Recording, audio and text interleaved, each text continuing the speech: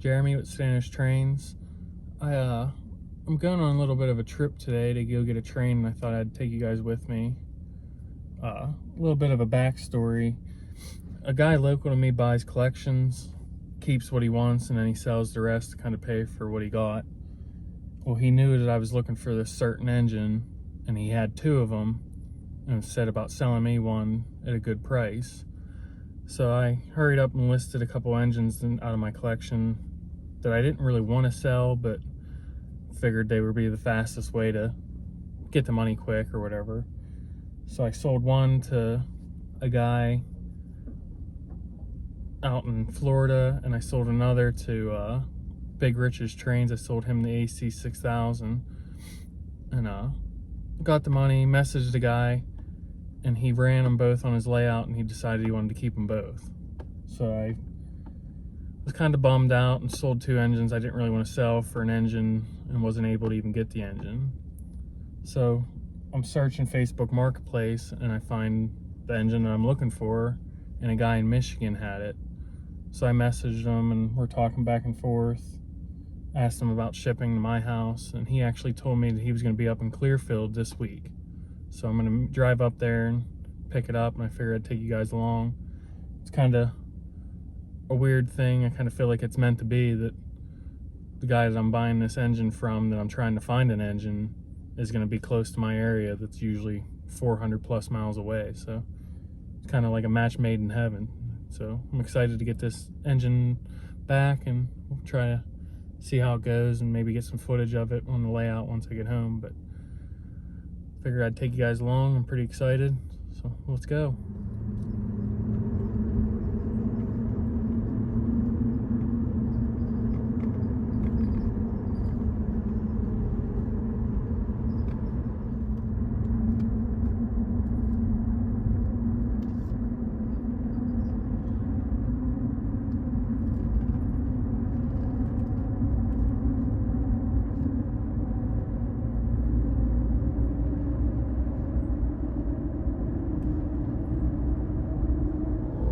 Well, I'm on my way back. I just picked it up. Pretty excited to add another black box to the collection. Although it's not the Vision line black box, it's the original one, the JLC series. So I guess I'll let you guys know. I bought a JLC Allegheny. So once I get home, I'll get it on the layout and take a look at the details and kind of see what it sounds like. I don't know if it's going to go around my layout being 054, but we'll give her a shot. Alright, see you in a little bit.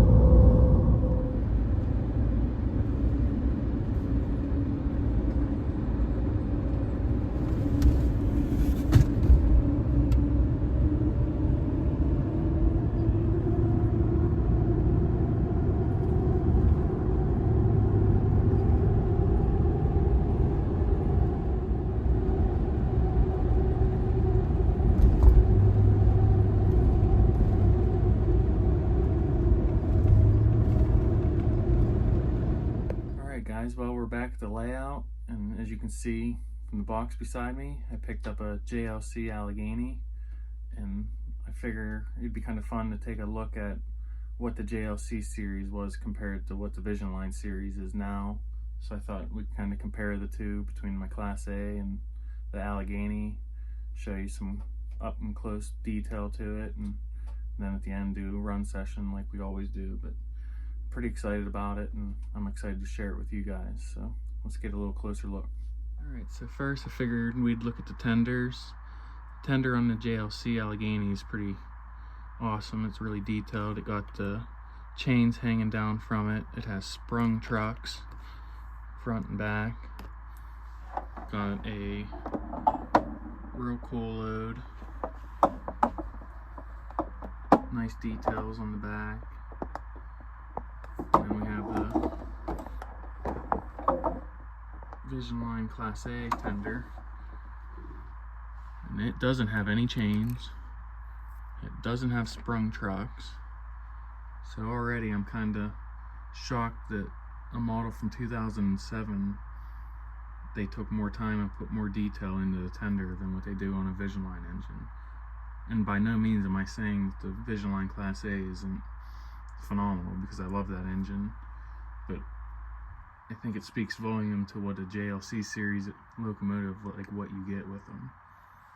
Look at the Allegheny. You can see that all the piping detail across the locomotive is all separately applied. It's all brass. All the valves are separately applied. I mean, it's as detailed as you could possibly get. Opening vent on the roof. I mean, I'm blown away with the amount of detail. All the piping. It has like springs to act as like hoses that need to move as you run around the layout and it gets into the curve. But it's extremely detailed. I mean, we'll take you over to the Class A and I'll zoom in on it, but I'm blown away with JLC series already, and this is my first one. Alright, so here we have the Class A. Don't mind the fingerprints. My son was up here and he likes shiny things, I guess, so he kept touching it, but you can see the level of detail that's on the Visionline Class A. I think that the JLC series holds right up to it, if not a little bit more detailed. Let me know in the comments what you guys are thinking. So as far as cab interior, the Class A, it has the gauges and stuff all painted up, and the firebox that lights up, but none of the valves are painted red or any of that. And then the Allegheny, same deal. It has valves painted, has gauges, and something that blows me away is you can actually open the firebox. I mean, how neat is that?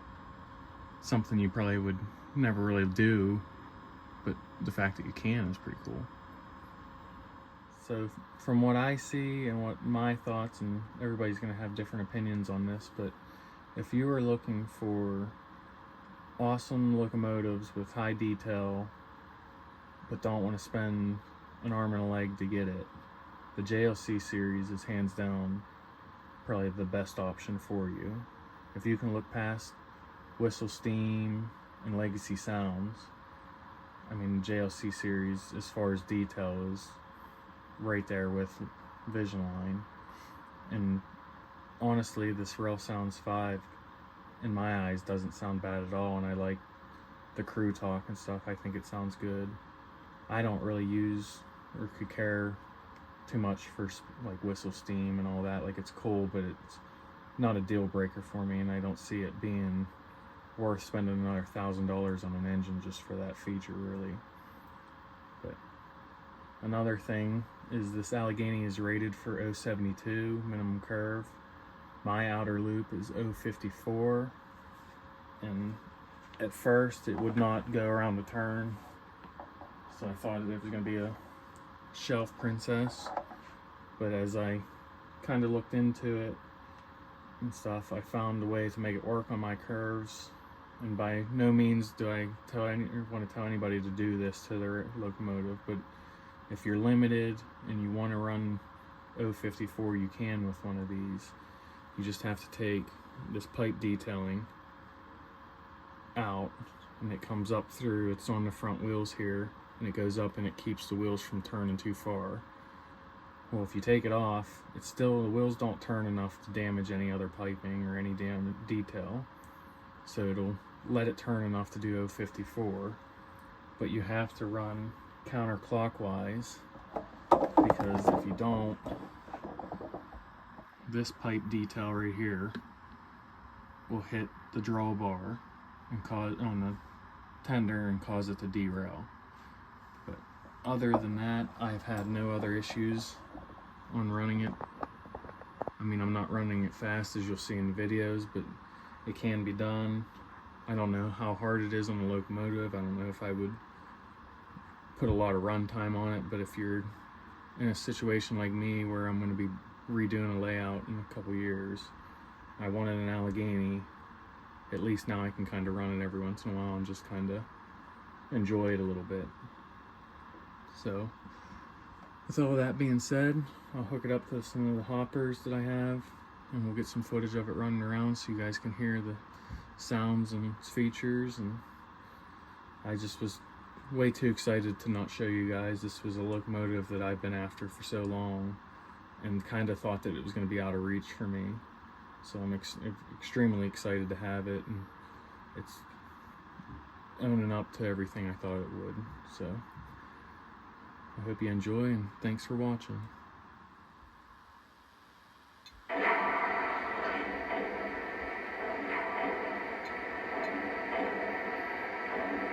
Chesapeake, Ohio, 1650, requesting departure clearance. Over.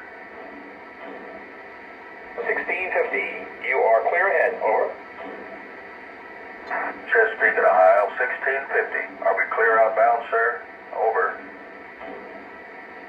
1650, take the green. Over. We copy, dispatch. We're ready to depart. Over.